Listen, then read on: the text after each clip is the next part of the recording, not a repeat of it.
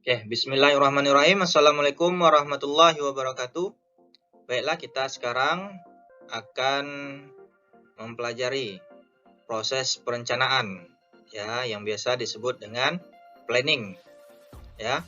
Sebelumnya kita ucapkan asyhadu an la ilaha illallah wa asyhadu anna muhammadar rasulullah. Allahumma sholli ala sayyidina Muhammad wa ala ali sayyidina Muhammad.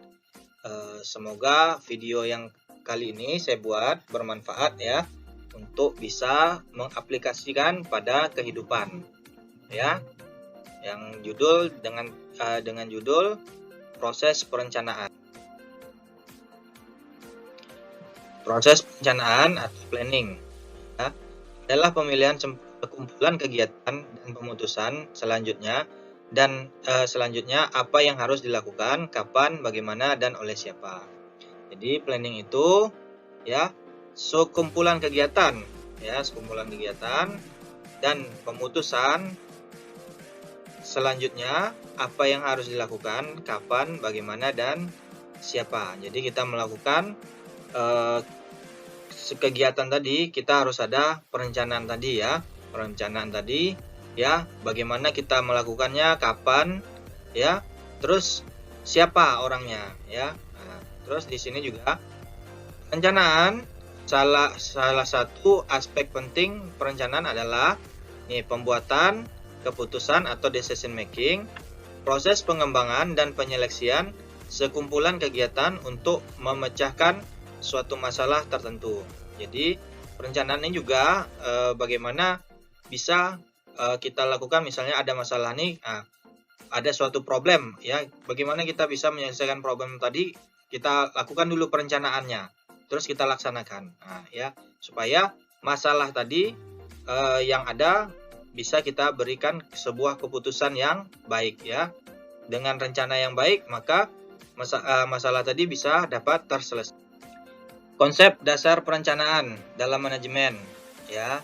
Pengertian perencanaan planning, ya, ini diartikan perencanaan sebagai sebuah proses yang dimulai dari penetapan tujuan organisasi, menentukan strategi untuk mencapai tujuan organisasi tersebut secara menyeluruh, serta merumuskan sistem perencanaan yang menyeluruh untuk mengintegrasikan dan mengkoordinasikan seluruh pekerjaan organisasi sehingga tercapainya tujuan organisasi.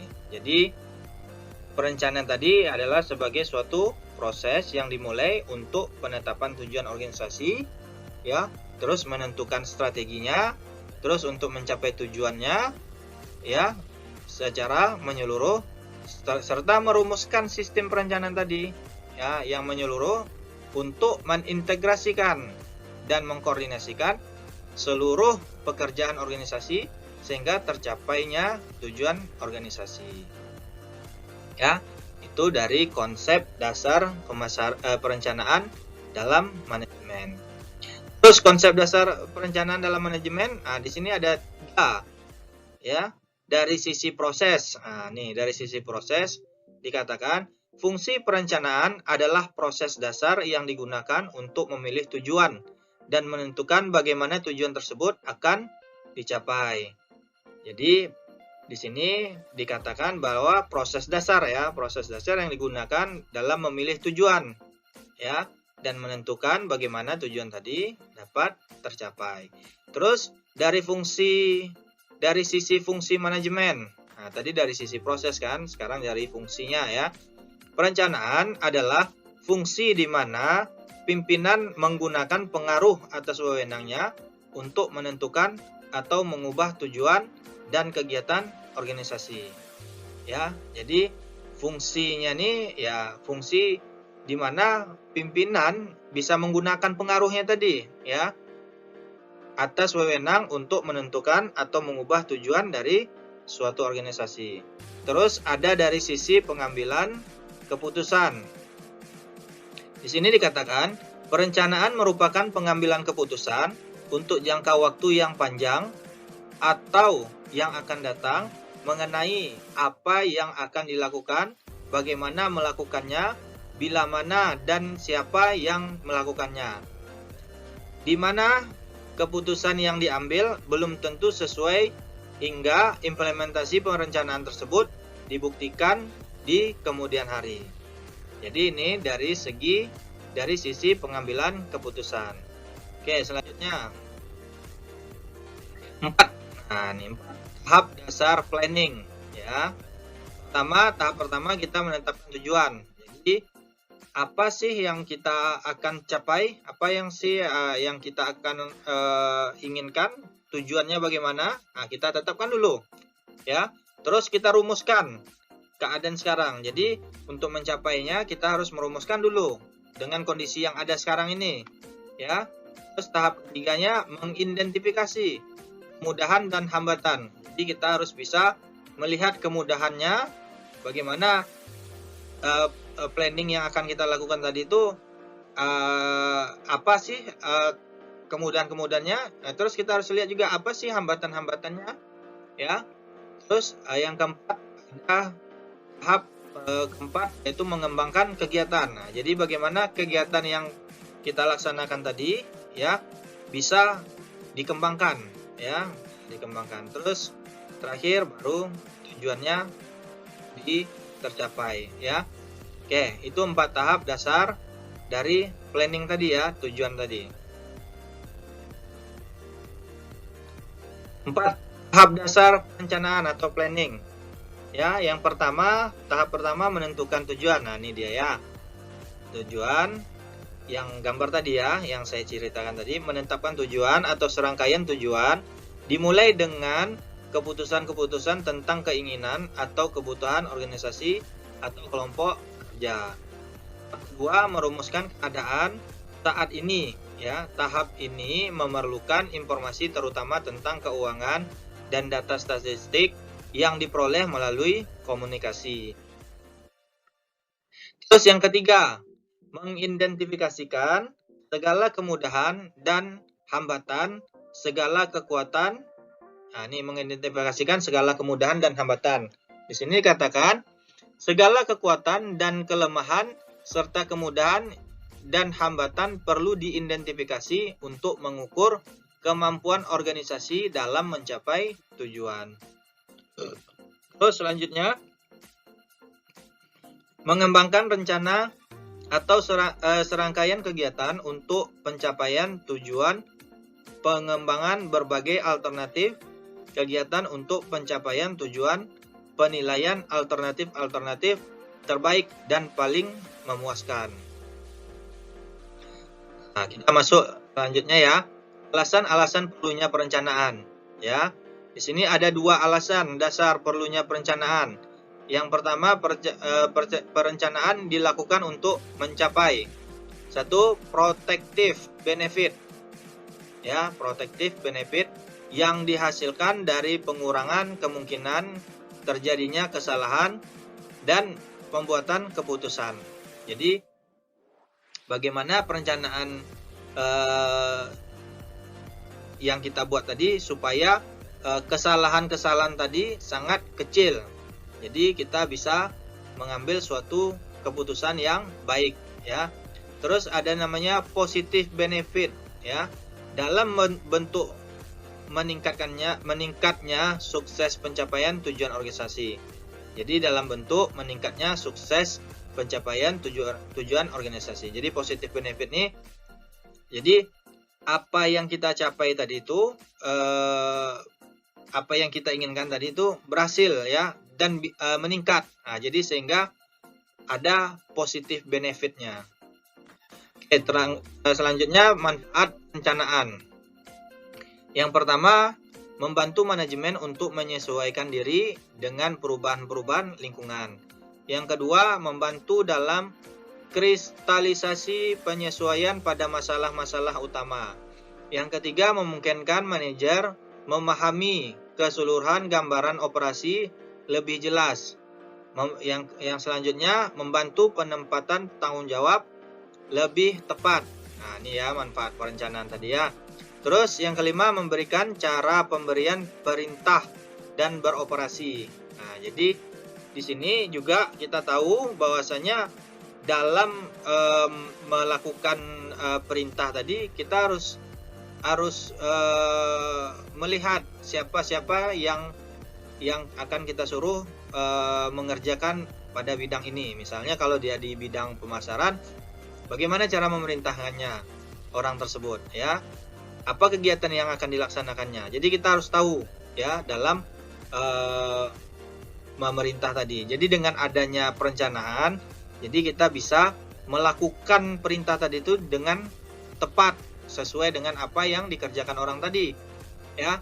Selanjutnya memudahkan dalam melakukan koordinasi di antara berbagai bagian organisasi, ya. Nah, ini juga memudahkan dalam melakukan koordinasi dan di antara berbagai bagian organisasi. Terus selanjutnya membuat tujuan lebih khusus, terperinci, dan lebih mudah dipahami. Terus selanjutnya meminimumkan pekerjaan yang tidak pasti. Jadi dengan adanya perencanaan jelas, ya, pekerjaan-pekerjaan yang tidak perlu dikerjakan, ya, tidak perlu kita lakukan, ya, sehingga pekerjaan tadi itu bisa efektif dan efisien. Terus selanjutnya menghemat waktu, usaha, dan dana. Jadi dengan adanya perencanaan tadi, ya, kita bisa juga menghemat waktu, usaha, dan dana. Kelemahan perencanaan. Nah, ini dia, ya.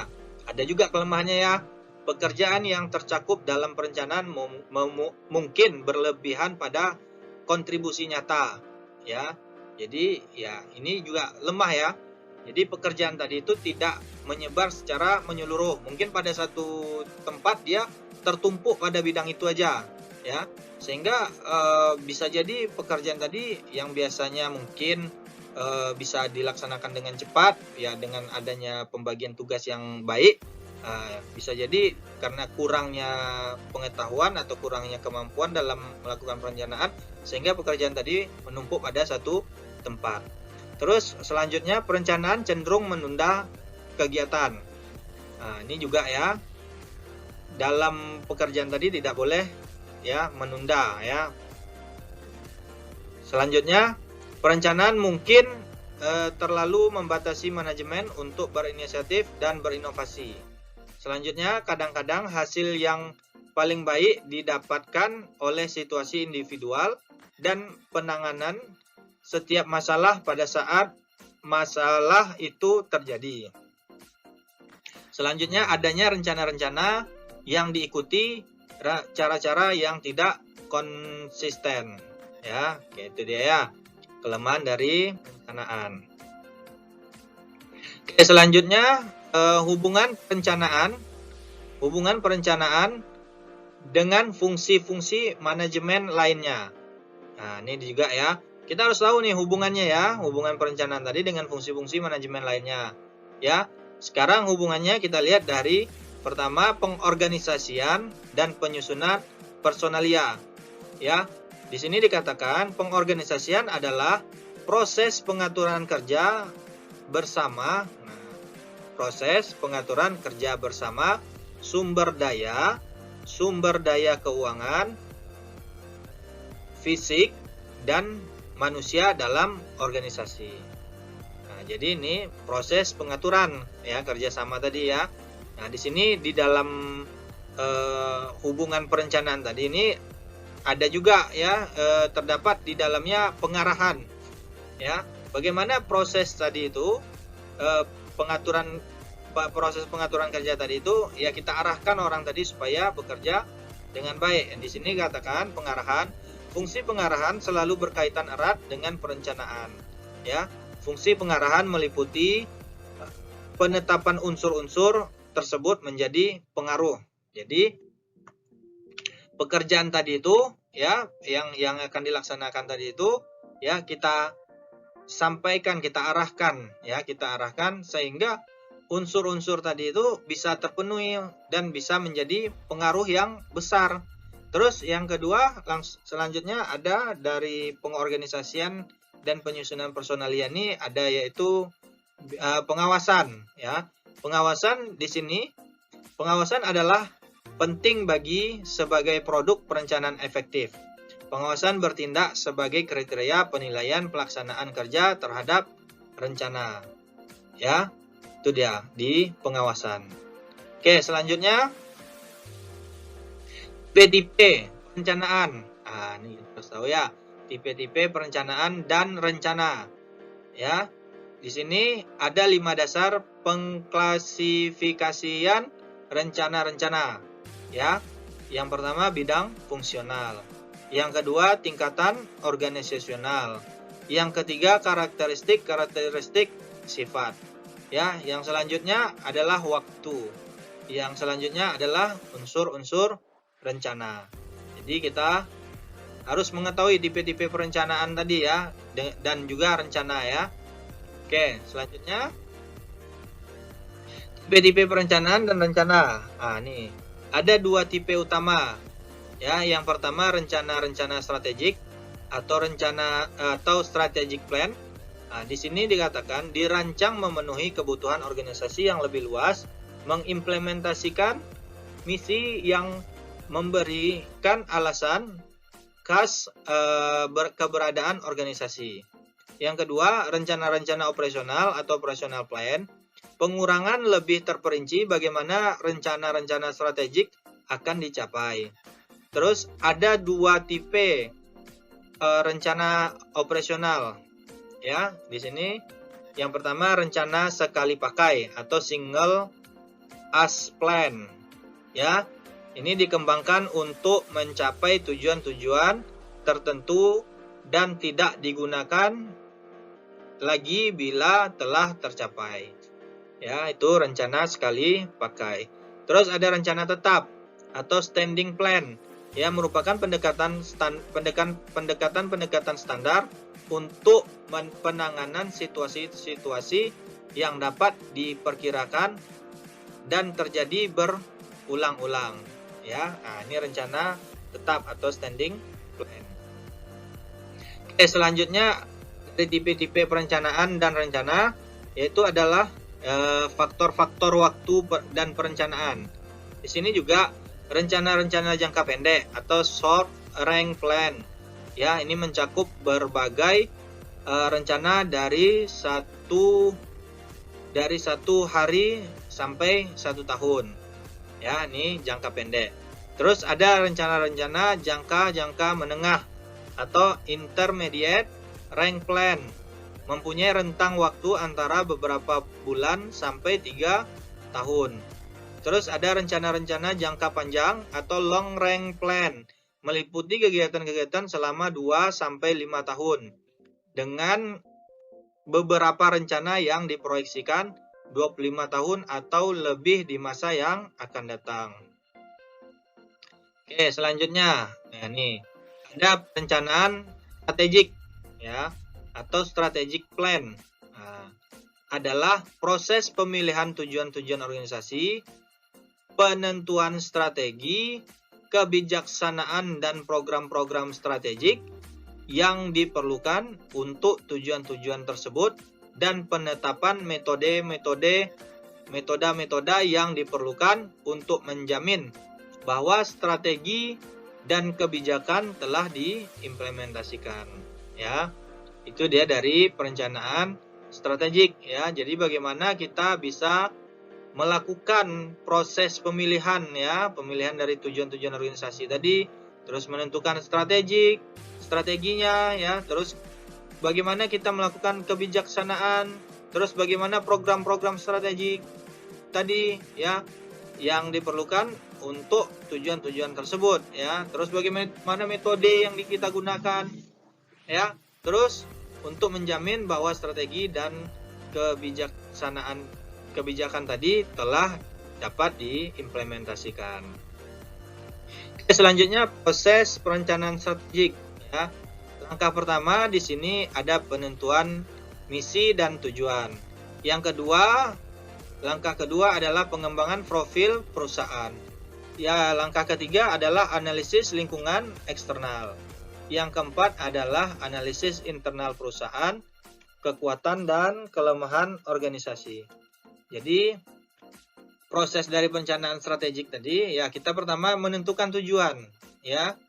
Penentuan misi dan tujuan. Jadi misi yang akan kita lakukan itu apa? Terus tujuannya bagaimana? Ya.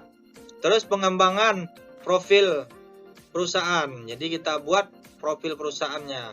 Terus kita analisis lingkungan eksternal ya. Lingkungan eksternal ini yang telah kita pelajari minggu lalu ya, atau pertemuan atau video sebelumnya ya. Kita tahu lingkungan eksternalnya ya, yang misalnya dari pemerintahannya ya kan. Oke ya. Terus selanjutnya langkah keempat yaitu analisis internal perusahaan ya. Bagaimana kekuatan dan kelemahan organisasi, dan juga ini telah saya tampilkan pada video sebelumnya ya. Proses perencanaan strategik. Nah, ini yang kelima. Nah, tadi yang keempat ya, yang kelima identifikasi kesempatan dan ancaman strategik. Jadi kita bagaimana bisa mengidentifikasi kesempatan kita nih ya, kesempatan usaha kita nih bisa berhasil atau tidak.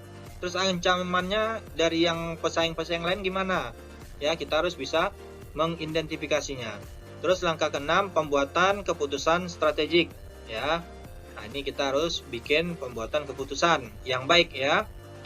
Terus pengembangan strategik perusahaan, terus implementasikan strateginya ya. Itulah 8 dia dari perencanaan tadi ya. Terus nih kebaikan dan kelemahan perencanaan strategik. Nah, nih dapat dijelaskan di sini kebaikannya. Kebaikan utama perencanaan strategik adalah dalam memberikan pedoman yang konsisten bagi kegiatan-kegiatan organisasi. Perencanaan strategik membantu manajer mengantisipasi masalah-masalah sebelum timbul dan menanganinya sebelum menjadi lebih berat. Jadi kebaikan utama dari perencanaan strategik ini ya, kita harus bisa mengantisipasi ya. Kalau manajer ya bisa mengantisipasi masalah-masalah itu ya. Sebelum masalah itu terjadi kita bisa cegah.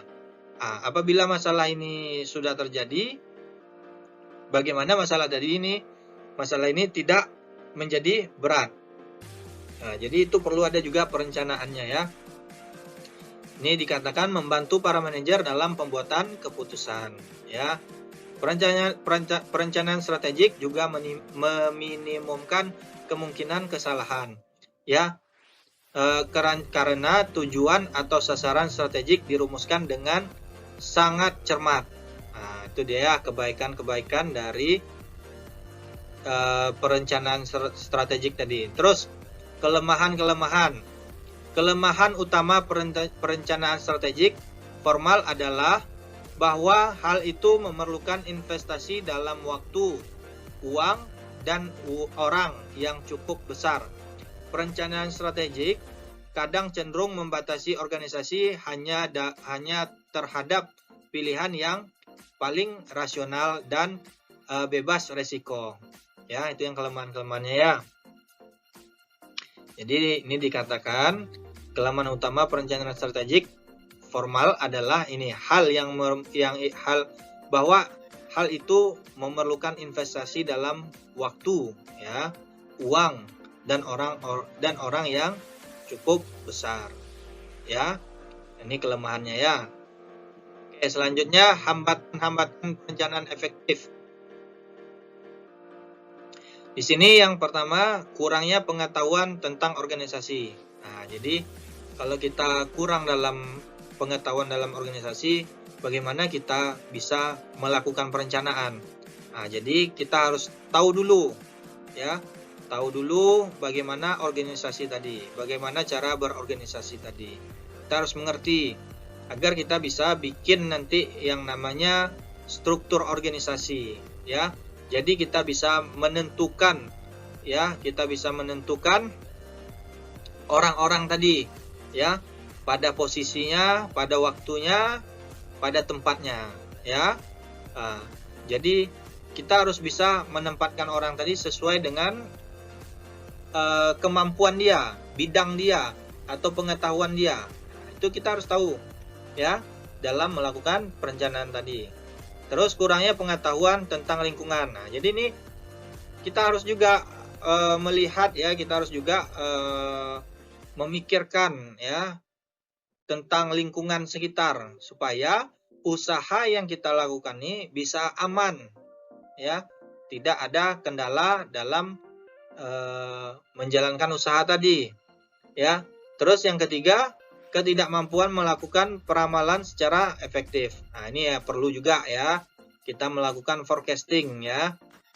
Supaya apa?